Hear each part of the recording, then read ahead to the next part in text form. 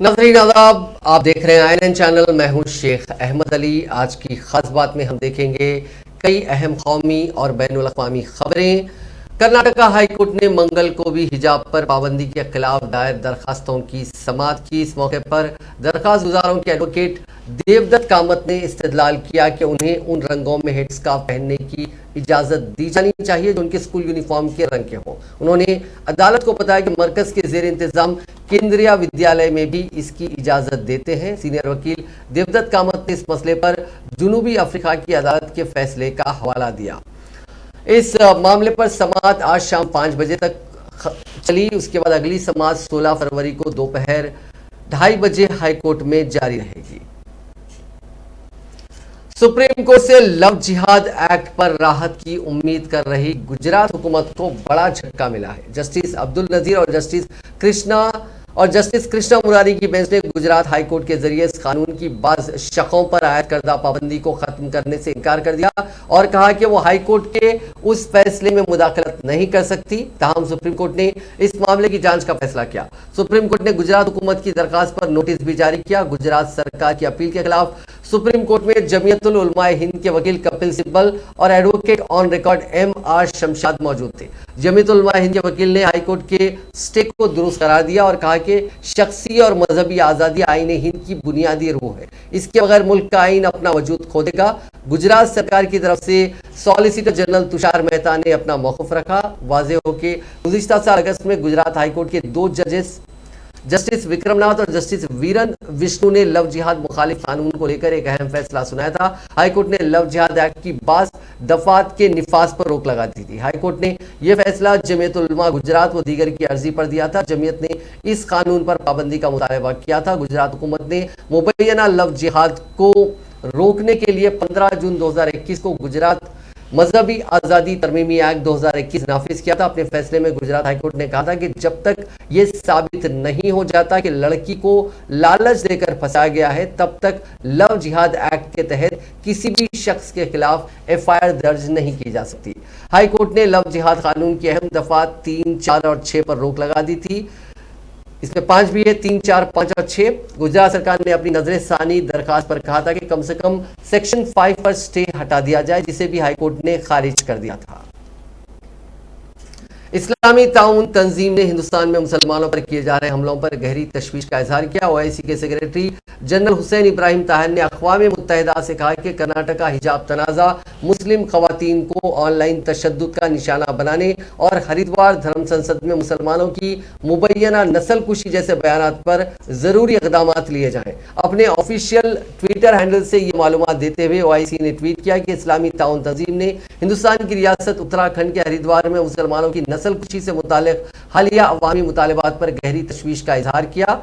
उसने social media sites पर मुस्लिम खवातीन को हरासा करने के वाक़यात के साथ साथ जुनूबी रियासत कर्नाटका में मुस्लिम तालिबात के हिजाब पर पहनने पर पाबंदी आयद करने की इत्तलात पर भी तशवीश का इजहार किया। जिद्दा में OIC के जनरल सेक्रेटेरिएट ने पीर के रोज जारी करदा एक बयान में कहा था कि हिंदुस्तान में मुसलमानों और उनकी इबादत गाहों को निशाना बनाने के लिए मुसलसिल हमले, मुख्तलिफ रियासतों में मुस्लिम मुखालिफ कानून साजी का हालिया रुझान और मुसलमानों के खिलाफ तशद्दुद के बढ़ते हुए वाक़यात इस मुल्क में इस्लामोफोबिया के फ़रोग़ पज़ीर रुझान की निशानदही करते हैं। OIC ने आलमी बरादरी बिलखुसूस अक़वाम मुत्तहिदा के मेकानिज़म और जेनीवा में कायम इंसानी हुकूक़ काउंसिल के खुसूसी तरीक़ेकार से मुतालबा किया कि वो इस सिलसिले में ज़रूरी इक़दाम करें। गैर मुनक़सिम बिहार के मशहूर चारा घोटाले के दोरंडा खजाने से गैर कानूनी तौर पर निकासी के मामले में बिहार के साबिक़ वज़ीर आला लालू प्रसाद यादव को कसूरवार ठहराया गया।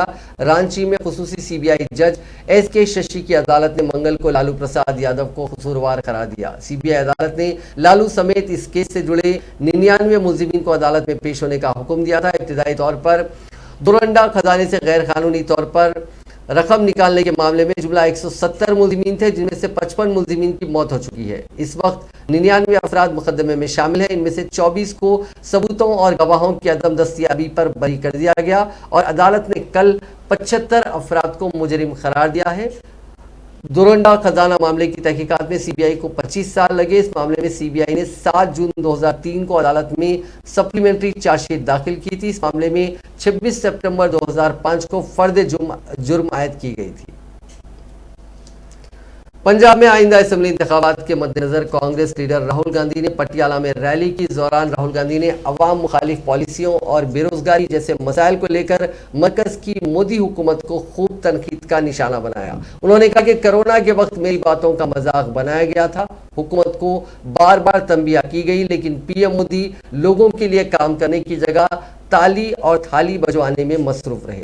राहुल गांधी ने अपनी बात को आगे बढ़ाते हुए कहा कि कोरोना के वक्त में मैंने कहा था कि हिंदुस्तान को जबरदस्त चोट लगने वाली है, लाखों लोग मरने जा रहे हैं, ऑक्सीजन सिलेंडर और वेंटिलेटर तैयार रखो। उसका मजाक उड़ाया गया।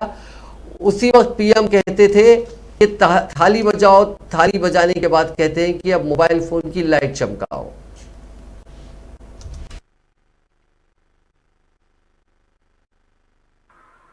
केजरीवाल जी मोहल्ला क्लिनिक की बात करते हैं।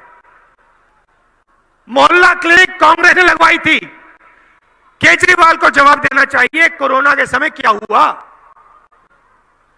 कोरोना के समय आम आदमी पार्टी कहां गायब हुई। कोरोना के समय दिल्ली के अस्पताल में क्या हुआ। कोरोना के समय ऑक्सीजन सिलेंडर किसने दिलवाए। यूथ कांग्रेस के लड़कों ने दिल्ली में गैस में ऑक्सीजन सिलेंडर बांटने का काम किया। उस समय कोई आम आदमी पार्टी के लोग नहीं दिखाई दे रहे थे। जब हजारों लोग अस्पताल के बाहर दम तोड़ रहे थे तो केजरीवाल जी नहीं दिखाई दे रहे थे, तो मोहल्ला क्लिनिक नहीं दिखाई दे रही थी। जब वेंटिलेटर की कमी थी केजरीवाल जी नहीं दिखाई दे रहे थे, मोदी जी नहीं दिखाई दे रहे थे। मोदी जी ने कहा थाली बजाओ, थाली बजाओ, और जब थाली ने काम नहीं किया जताओ कहते भैया मोबाइल फोन की लाइट जलाओ। और मैं आपको फिर आज कह रहा हूं, ड्रग्स के मामले में मैंने कहा, कोरोना के मामले में मैंने कहा, और आज मैं फिर से पंजाब की जनता को कह रहा हूं, और यह बात आप अच्छी तरह सुन लीजिए। पंजाब के लिए सबसे जरूरी चीज पंजाब में शांति है, इससे जरूरी चीज है ही नहीं। आप इस बात को समझिए, यह मजाक नहीं है, यह कोई केमिस्ट्री लैब नहीं है जहां पे एक्सपेरिमेंट किया जा सकता है। यह एक्सपेरिमेंट करने की जगह नहीं है, क्योंकि यहां अगर शांति चली गई, यहां अगर नफरत फैलनी शुरू हो गई, तो सिर्फ पंजाब का नहीं पूरे हिंदुस्तान का नुकसान होगा। केजरीवाल जी मोहल्ला क्लिनिक की बात करते हैं। मोहल्ला क्लिनिक कांग्रेस ने लगाई थी। केजरीवाल को जवाब देना चाहिए कोरोना के समय क्या हुआ। कोरोना के समय पंजाब के वजीर आला चरणजीत सिंह चन्नी ने इल्जाम आयद किया है कि उन्हें कांग्रेस के लीडर राहुल गांधी के जलसे आम से महरूम होना पड़ा, क्योंकि वजीर आला नरेंद्र मोदी के दौरे के सबब उनके हेलीकॉप्टर को परवास की इजाजत नहीं दी गई। वजीर आला ने गुस्से में कहा कि चरणजीत सिंह चन्नी वजीर आला है, वो दहशतगर्द नहीं है जो आपसे होशियारपुर के लिए परवास करने से रोक रहे हैं। ये कोई तरीका नहीं है।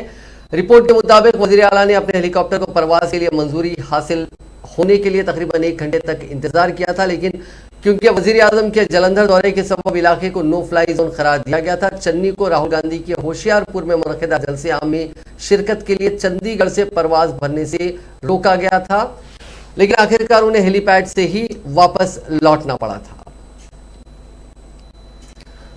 वज़ीर दाखिला अमित शाह ने मणिपुर में बीजेपी के हक में इंतखाबी मुहिम चलाई। एक इंतखाबी रैली से खिताब करते हुए अमित शाह ने कहा कि सिर्फ बीजेपी ही मुस्तहकम हुकूमत कायम कर सकती है और रियासत को डबल इंजन की सरकार के बल पर तरक्की की राह पर ले जा सकती है। मित्रों, ये मैनपुरी महर्षि मार्कंडेय की तपोभूमि है और यहां महाराजा तेज सिंह ने अपनी वीरता से लड़ते लड़ते अंग्रेजों को उल्टा पैर वापिस आने के काम। मैं यही मैनपुरी की धरती को प्रणाम कर अपनी बात की शुरुआत करना चाहता हूं। भाई सारे लोग बैठ जाओ जरा, प्लीज बैठ जाइए, बैठ जाओ जरा, सारे लोग आगे एक टोपी, आप भी बैठ जाओ, चलो बैठ जाओ भाई, सभी लोग प्लीज बैठ जाओ। ये सारे ऊपर बैनर कर रहे हैं ना, नीचे कर लो जरा, झंडा बैनर नीचे कर दो। मित्रों, अभी अभी उत्तर प्रदेश में पहले और दूसरे चरण का चुनाव समाप्त हुआ है। इसका परिणाम जानना चाहते हो क्या? जोर से बोलो, जानना चाहते हो क्या? और जोर से बोलो, जानना चाहते हो क्या? अरे समाजवादी पार्टी का सुपड़ा साफ हो गया। 300 पार की भारतीय जनता पार्टी की सरकार की नींव डालने का काम पश्चिम के दोनों चरणों ने किया है और मैनपुरी वालों ने उस पर 300 पार का महल बनाना है, महल बनाना है। माताओं, भाइयों, बहनों, आज मैं यहां आया हूं तो आपको कहना चाहता हूं कि एक बार यहां पर मित्रों, ये मैनपुरी महर्षि मार्कंडेय की तपोभूमि है।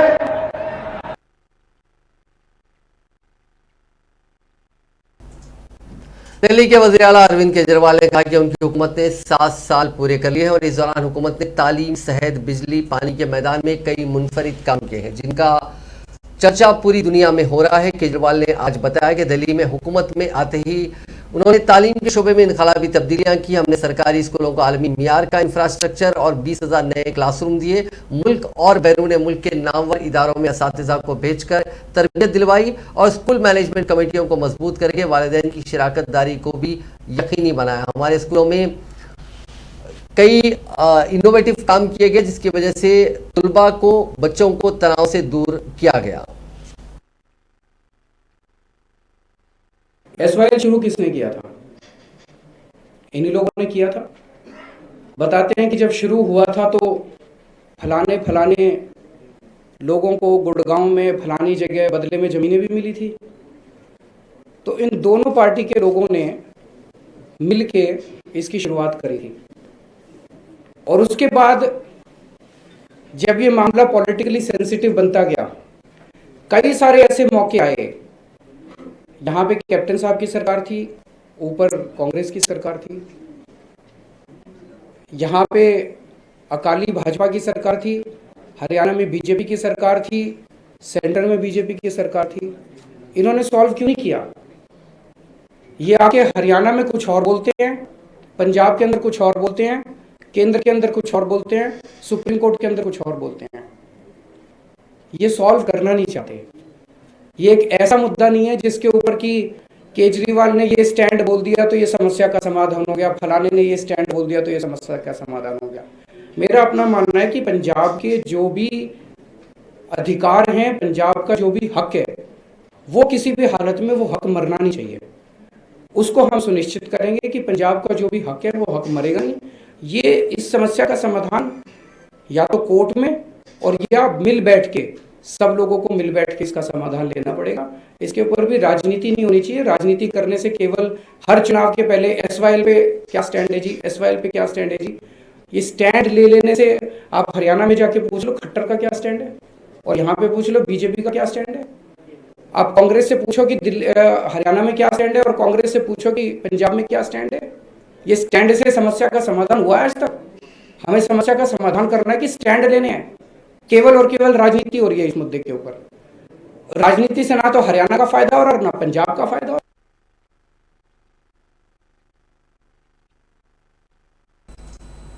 भारतीय जनता पार्टी पर मजहब और जात के नाम पर समाज को तकसीम करने की कोशिश का इल्जाम लगाते हुए समाजवादी पार्टी सरबराह अखिलेश यादव ने कहा कि उत्तर प्रदेश असेंबली इंतखाबात के 10 मार्च को आने वाले नतायज बाबा वजीर आला की गर्मी को भाप बनाकर उड़ा देंगे। फतेहपुर के जहांबाद में एक इंतखाबी रैली से खिताब करते हुए अखिलेश यादव ने कहा कि बीजेपी जात के नाम पर झगड़े कराना चाहती है। अपने सियासी मफाद के लिए वो पिछड़ों और दलितों को धोखा दे रही है। मुस्लिम अक़लियतें महफूज नहीं है, आला जात के साथ भी नाइंसाफी हो रही है। उड़ाते थे वो धुआं हो गए हैं, हो गए कि नहीं हो गए। अब वो कानून व्यवस्था की बात कर रहे हैं। जिनकी सरकार में हिरासत में मौत हुई हो और देश में सबसे ज्यादा अगर कहीं हिरासत में लोगों की जान जा रही है तो वो उत्तर प्रदेश है। और इनके लोग वसूली के लिए बताओ व्यापारी की जान ली कि नहीं ली।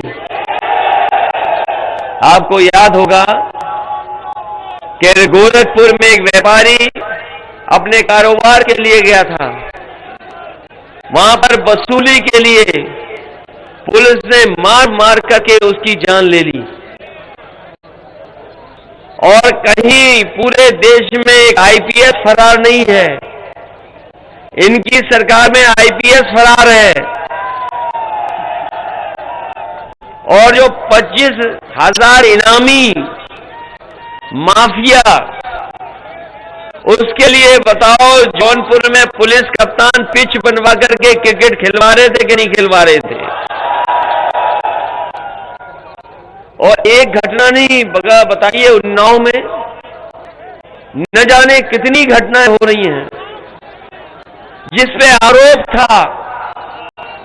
बताओ वो मुख्यमंत्री अपने कार्यालय में बुला करके पुलिस से बचाना चाहते थे कि नहीं बचाना चाहते थे। और अगर आज की अखबार पढ़ा होगा, आपने खबर देखी होगी, तो आज भी एक बहन के साथ घटना हुई है। कांग्रेस जनरल सेक्रेटरी प्रियंका गांधी ने मंगल के रोज मणिपुर में हुक्मरान बीजेपी पर रियासत के सुलगते हुए मसाइल को हल करने में नाकाम होने का इल्जाम लगाते हुए कहा कि अगर कांग्रेस इख्तिदार में आती है तो उन्हें हल किया जाएगा। वर्चुअल रैली से खिताब करते हुए प्रियंका गांधी ने कहा कि मणिपुर के लोग महंगाई, बेरोजगारी, सेहत और तालीम की खिदमत की कमी और खवातीन के खिलाफ जराइम जैसे मसाइल का सामना कर रहे हैं, लेकिन रियासत की मौजूदा बीजेपी हुकूमत उसे हल करना नहीं चाहती। Congress party says that if it comes to power, especially in your state, and if it comes to power in the center, its politics is different. The Congress party has always respected not just the Northeast, but every single state. Has always respected your culture, has always respected your different ways of living, and wants you to flourish that way. We don't want to impose an outside way on you. And that is the fundamental root of where discrimination comes from. So I hope that with the Congress government, of course in the state, and hopefully after some years in the center, a lot of these things will change. Because there won't be this atmosphere in the country that it's okay to be like this. It's okay to discriminate. Congress party ने कहा कि मोदी हुकूमत के तहत महंगाई मुसलसल अवाम को तबाह कर रही है। इस बार नवंबर में थोक महंगाई ने 12 साल का रिकॉर्ड तोड़ दिया।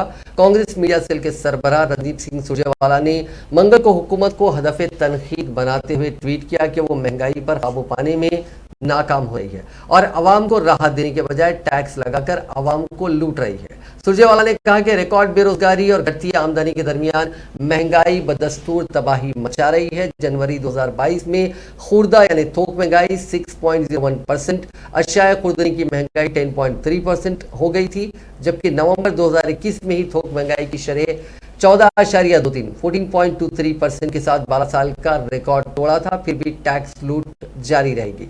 इसके साथ ही उन्होंने खबर भी पोस्ट की जिसमें महंगाई में इजाफे के बारे में भी तफसीली मालूमात दी गई। वहीं कांग्रेस तर्जुमान गौरव वल्लभ ने बीजेपी की मरकजी हुकूमत की माशी पॉलिसियों पर तनकीद की। सबसे बड़ी स्टॉक एक्सचेंज को एक बाबा इनविजिबल हैंड चला रहे हैं। वो बाबा का एड्रेस क्या है किसी को नहीं पता, वो बाबा कौन है किसी को नहीं पता। वो बाबा वहां पर एम्प्लॉइज को नियुक्त करवाते हैं। ये मैं नहीं कह रहा, सेबी की रिपोर्ट की फाइंडिंग्स है और मैं उस रिपोर्ट के कुछ अंश आपको सामने रखूंगा और पढ़ूंगा। मुझे विश्वास नहीं हुआ, मैंने सेबी से की वेबसाइट पे जाके देखा तो ये ईमेल के जो मैं आपको अंश भेज रहा हूं, ये उस ईमेल के अंश में लिखा हुआ है। बाबा उस नेशनल स्टॉक एक्सचेंज के चीफ ऑपरेटिंग ऑफिसर को नियुक्त करता है। बाबा उस नेशनल स्टॉक है और ये हिंदुस्तान की सबसे बड़ी स्टॉक एक्सचेंज है, बीएसई भी उससे कम है। बाबा उस स्टॉक एक्सचेंज के डायरेक्टर्स को अपॉइंट करता है, बोलता है इनको डायरेक्टर बना दो।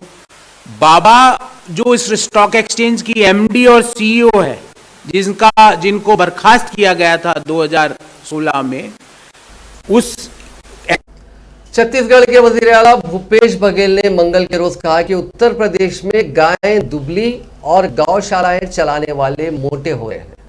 दादा इंटर कॉलेज के अहाते में एक अवामी रैली से खिताब करते हुए बघेल ने कहा कि यूपी के वजीर आला योगी आदित्यनाथ गर्मी और चर्बी निकाले जैसे बयान देने के बजाय गौ माता की सेहत पर ध्यान दें तो शायद गुनाहों से निजात मिले। उन्होंने कहा कि उत्तर प्रदेश में 12 लाख सरकारी ओहदे खाली पड़े हैं, अगर उनको भरने की कोशिश की गई तो जो दुबले पतले बेरोजगार बच्चे हैं, लाठी खा रहे हैं, उनके जिस्म पर भी शायद कुछ चर्बी आ जाए। सवाल तो मोदी जी से, कितना नोटबंदी किए, सैकड़ों लोग लाइन में लगे नोट के गाल में समा गए, लेकिन काला धन कितना जमा हुआ आज तक कोई मोदी जी नहीं बोल रहे हैं। तो सवाल तो यह कि कितना काला धन जमा हुआ। जीएसटी लागू किया है, 1 नेशन 1 टैक्स, सब उद्योग व्यापार चौपट। वो जो व्यापारी हैं वो आज तक जीएसटी नहीं समझ पाए, वो अधिकारी जो लागू कर रहे हैं उनको समझ नहीं आ रहा, व्यापारी कहां समझ आ जाएगा। 1000 बार संशोधन। सवाल हमसे कर रहे हैं नेहरू जी, इंदिरा जी, राजीव जी, अरे भैया ये बताइए लॉकडाउन में पहली लहर दूसरी लहर में लोगों की मौत हुई, लॉकडाउन कर दिए, करोड़ों लोग बेघर हो गए, नदियों में हजारों लाशें तैरती रही। अरे तुम इतना ही गिन के बता दो हिंदुस्तान में कोरोना से कितने लोगों की मौत हुई और इन नदियों में कितने।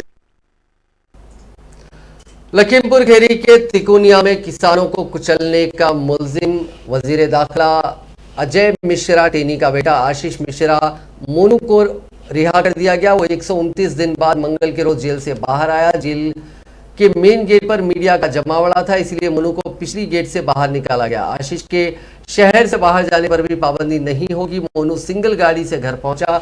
गाड़ी एसयूवी थी। मीडिया के लोगों ने घर तक पीछा किया, लेकिन मोनू चेहरा छिपाते हुए अंदर चला गया। पीर के रोज डिस्ट्रिक्ट जज ने एक एप्लीकेशन की सुनवाई करते हुए 3 लाख के 2 जमानतदार और उतनी ही रकम के 2 निजी मुचलके दाखिल करने का हुक्म दिया था, जिस पर आशीष मिश्रा के वकील अवधेश सिंह ने अदालती अमल पूरा करते हुए जमानत हासिल की। आशीष को एसआईटी ने 9 अक्टूबर को पूछताछ के लिए पुलिस लाइन में वाक़ क्राइम ब्रांच बुलाया था, जहां करीब 12 घंटे की पूछताछ के बाद उसे गिरफ्तार कर लिया गया था। तभी से आशीष लखीमपुर जेल में बंद था। जेल में आशीष को एक स्पेशल कैटेगरी की सेल में रखा गया था, जहां पर दीगर कैदियों का जाना मना था।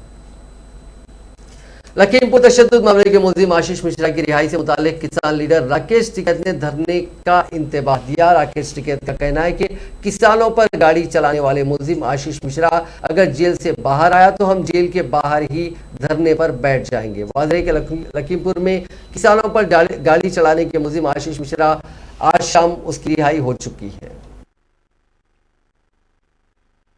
मतलब बड़ी बड़ी मीटिंगें हो सकती हैं, लेकिन स्कूल बंद रहेंगे। सांप के ठेके खुल सकते हैं, लेकिन स्कूल बंद रहेंगे। जो देश में लेबर कॉलोनी बनाने का एक बड़ा प्रोग्राम चल रहा है, ये क्वेश्चन सरकार से जरूर करने चाहिए जनता को, और उनसे जवाब लो आप। हमने कहा कि जनता से हिजाब पे नहीं काम चलेगा, देश में हिसाब और किताब से काम चलेगा। देश में 2 चीजें महत्वपूर्ण हैं, हिसाब और किताब, और ये दोनों चीज देना नहीं चाहते। ये किताब को भी बंद कर दिया और हिसाब की किताब को भी बंद कर दिया। तो जनता से अपील है कि जब भी आपके बीच में आए तो इनसे हिसाब और किताब की बात करो। या आपसे खिजाब की बात करेंगे, या आपसे नकाब की बात करेंगे, या आपसे हिजाब की बात करेंगे, या आपसे हिंदू मुस्लिम और जिंदा पाकिस्तान की बात करेंगे, लेकिन आप दो ही चीजें हिसाब किताब दे दो, इन पर आप बातचीत जरूर करें। और जो घटना, ये दुखद घटना है उन परिवारों के लिए भी जिनके बच्चे यहाँ पे मारे गए थे। आज उनके कातिलों को बाहर छोड़ा जा रहा है, निर्दोष जेल में बंद रहेंगे। कोई पत्रकार कोई आवाज उठाएगा तो जेल में बंद रहेगा, और जो कातिली हैं वे छोड़े जाएंगे, उनकी अरेस्टिंग नहीं होगी। 120B का मुलजिम अजय टेनी तिकोनिया पुलिस स्टेशन में उनके नाम दर्ज रिपोर्ट है, वो ना जेल में जाएंगे ना अपने पद से इस्तीफा देंगे। तो ये जनता को सोचना है कि यहाँ पे मुख्यमंत्री या प्रधानमंत्री जनता के बीच का चाहिए, या यहाँ पे कोरिया जैसे हालात सेकंड किंगजोंग चाहिए। तो तानाशाह सरकार नहीं चाहिए कहीं पे भी, किसी भी स्टेट में। वो जनता की चुनी हुई सरकार जाए।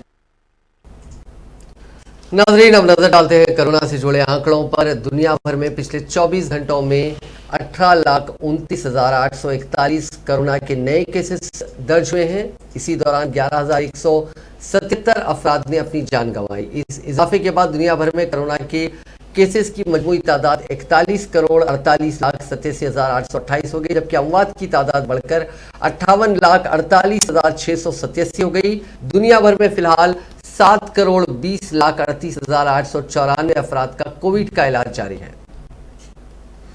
हिंदुस्तान में कोरोना इन्फेक्शन के मामलात में बतदरीज कमी के दरमियान गुज़िश्ता 24 घंटों में 82,000 से ज्यादा मरीजों के कोविड को शिकस्त देने से सेहतियाब होने की शरह यानी रिकवरी रेट 97.82% हो गया है। मुल्क में पीर को 44,68,365 अफराद को कोरोना से बचाव के टीके लगाए गए। इसके साथ ही अब तक मुल्क में 173 करोड़ से ज्यादा वैक्सीन की डोजेज लगाई जा चुकी है। मंगल को मरकजी वजारत सेहत की तरफ से जारी आदादोशुमार के मुताबिक गुज़िश्ता 24 घंटों के दौरान कोरोना के 27,409 नए मामला दर्ज हुए हैं, जबकि इसी दौरान 347 अफराद की मौत हुई है। मध्य प्रदेश के वजीर आला शिवराज सिंह चौहान कोरोना से मुतासिर हो गए हैं और उन्होंने खुद को अलग थलग कर लिया। सरकारी जराये के मुताबिक चौहान आज RT-PCR टेस्ट में मुस्बित आए। चौहान में आम अलामत है और उन्होंने कोरोना से मुतालिक हिदायत पर अमल करते हुए खुद को अलग थलग कर लिया है। चौहान आने वाले कुछ दिनों तक तमाम प्रोग्रामों में वर्चुअल शिरकत करेंगे। वो कल संत रविदास जयंती के प्रोग्राम में भी वर्चुअली शिरकत करेंगे। वाज़ेह है कि चौहान कोरोना की पहली लहर के दौरान भी इन्फेक्शन से मुतासिर हुए थे, जिसके बाद उन्हें अस्पताल में दाखिल होना पड़ा था। 20 बार के ग्रैंड स्लैम फातेह और दुनिया के नंबर 1 टेनिस खिलाड़ी सर्बिया के नोवाक जोकोविच ने मंगल के रोज कहा कि वो कोरोना वैक्सीन लेने के बजाय टेनिस मुकाबलों में शिरकत न करने के लिए तैयार है। जोकोविच ने सिलसिले में कहा कि कोरोना वैक्सीन पर उन्होंने अपना मौक़िफ़ रखा। उसकी वजह से आने वाले विंबलडन और फ्रेंच ओपन जैसे बड़े टेनिस टूर्नामेंट वो तर्क करने के लिए तैयार है। उन्होंने कहा कि हाँ, यही वो कीमत है जो मैं अदा करने के लिए तैयार हूं। दुनिया के नंबर 1 टेनिस खिलाड़ी ने एक चैनल को इंटरव्यू देते हुए कहा कि मैं कभी भी वैक्सीनेशन के खिलाफ नहीं था, लेकिन मैं उस आज़ादी की हिमायत करता हूं कि आप अपने जिस्म में क्या इस्तेमाल करना चाहते हैं।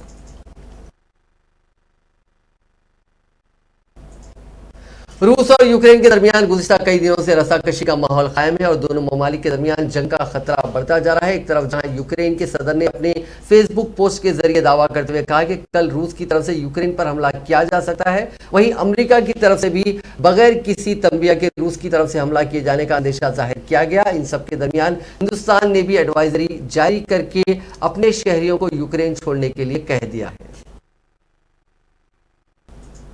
नाजरीन, आज की खास बात में बस इतना ही। आपसे कल मुलाकात होगी नई खबरों के साथ, नए एनालिसिस के साथ। फिलहाल दीजिए इजाजत। खुदा हाफिज़।